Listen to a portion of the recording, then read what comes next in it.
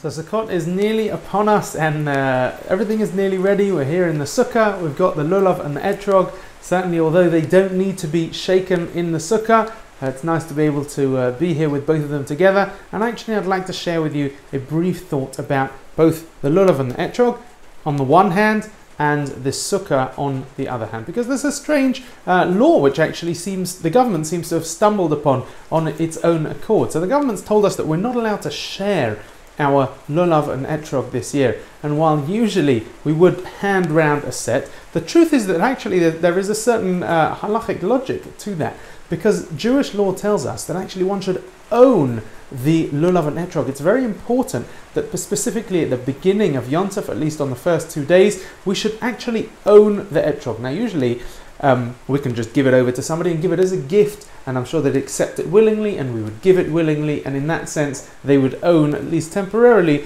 the lulav and the etrog. Of course, unfortunately, we won't be able to do that this year because of the government restrictions, but in principle we should own these the four species. They should belong to us when we shake them, and the question is why?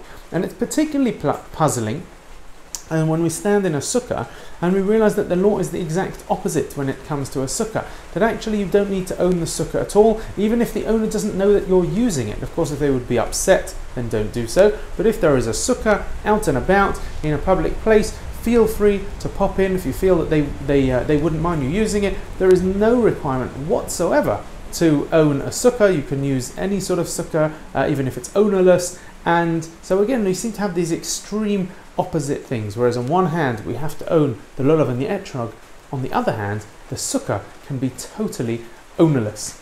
And actually there's a beautiful idea behind this, because the lulav and the etrog actually represent, among many things, one of the things they represent is all different types of Jews. They represent all sorts of Jews, whether they're learned or not, whether they're observant or not, whoever you are.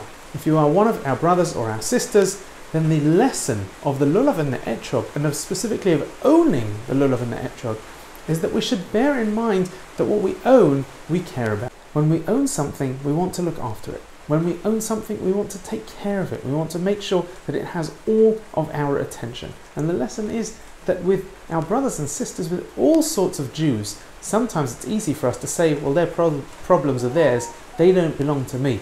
But the lesson is that we should feel that ownership. We should feel that that problem belongs to us, that difficulty, that challenge. We want to carry that challenge, to help that person carry that difficulty.